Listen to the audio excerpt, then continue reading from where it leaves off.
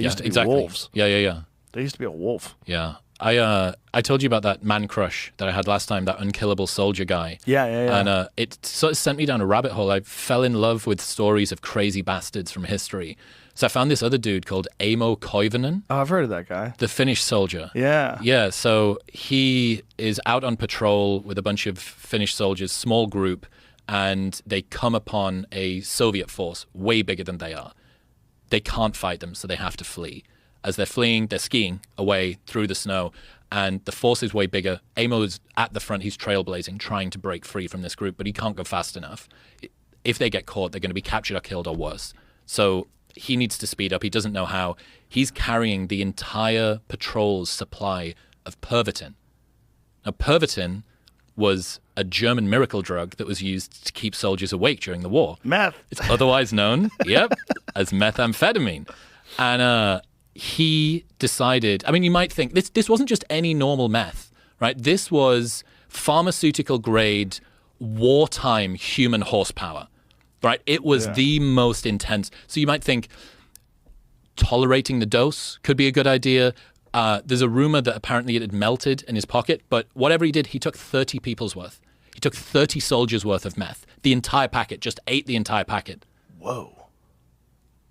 Unsurprisingly, he manages to break away from the pursuing Soviets, and he leads his group away. So they chill out on the far side once they're finally free, and they notice that Aimo's behaving a little bit oddly, and he seems to be a danger to himself and to them, so they take his ammo out of his rifle, and they take his knife off him, and they're sort of putting stuff away in the pack. And they turn around, and he's gone. Like, fuck, where's Aimo gone? He skis for 63 miles on his own, just skis away, doesn't really know what he's doing. He's in this sort of fever dream thing, lays down, goes to sleep, wakes up the next day, no idea where he is. Doesn't know where his group is, doesn't know where the squadron is, doesn't know where he is. Immediately sees a Soviet soldier over the far side, raises his rifle, click, fuck, they took my ammo, hurls the rifle at this Soviet soldier, and he explodes in a cloud of white dust. Turns out that it wasn't a Soviet soldier, it was a tree branch with snow on it, and that he's actually hallucinating. So he's in a full-on fever dream now. Whoa. Imagine this Soviet soldier throws the gun at him, he explodes. He's like, fuck, okay, I need to find my squadron. How am I going to get back to them? So he decides to just try and navigate around for a couple of hours, and he sees them over the far side. He sees a fire, and he sees his group over the far side. It's way far away, so he skis for another 2 hours. Turns out that it wasn't his squadron, it was more Soviet soldiers. So he just skis straight through the middle of the camp. All of these guys immediately chase after him, but there's no chat. Like, he's the fucking LeBron James of meth, right? You're not...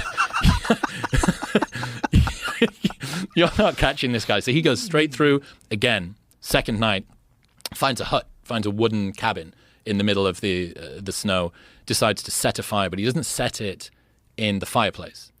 Sets it in the middle of the wooden hut. And throughout the night, he sort of shuffles himself further and further away. For some reason, his back's getting a little bit warm, and he keeps on sort of shuffling himself further and further away. He wakes up the next morning on the outside of the hut, and it's completely burned down. So he's burned the only structure that was going to give him any safety. He's managed to burn it to the ground. And as he wakes up, again, sort of may have noticed that this is a recurring theme, a wolverine attacks him. 65-pound wolverine, fucking fangs, yellow eyes, attacks him. So Aimo uses his knife, kills this wolverine, fight to the death, kills it.